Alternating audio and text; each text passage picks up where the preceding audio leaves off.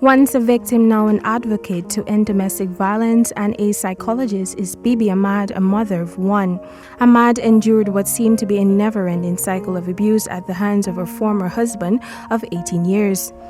During that time, she hid it from the world and, most importantly, her family, until one day she mustered up the courage to leave. Speaking with Nightly News recently, Ahmad stated that the recent killing of women who opted out of those abusive relationships has shown that there is not enough protective mechanisms in place. She noted that had these women been protected, they would have been alive today. Maybe we need to relook a lot and make them more stringent, with the penalties for abusers.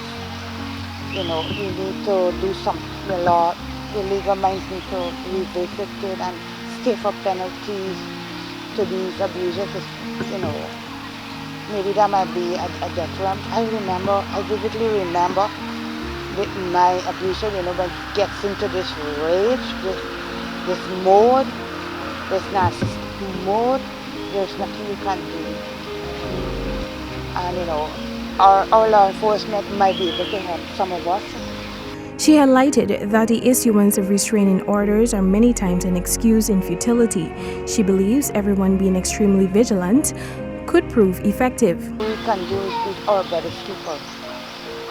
We're not going to mind our neighbor business for instance, but we can, keep an eye out. We can help one another. A community can help.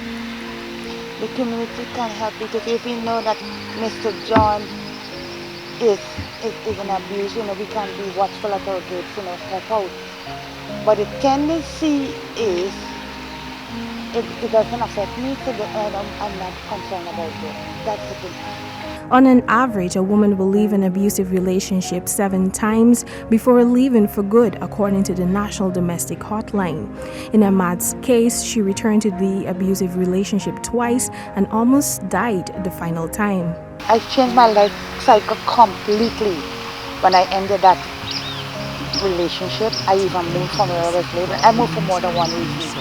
I moved for safety, and I moved so that I can have what I call a new beginning, a new environment, new scenery, so that I can rebuild my life.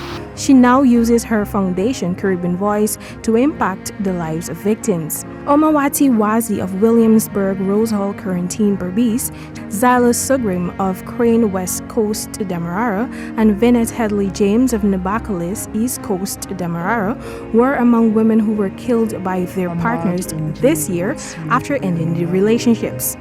Minister for Public Security Kamrat Ramjatan revealed recently that statistics show a spike in the number of domestic violence cases. Tamika Rodney reporting for HGP Nightly News.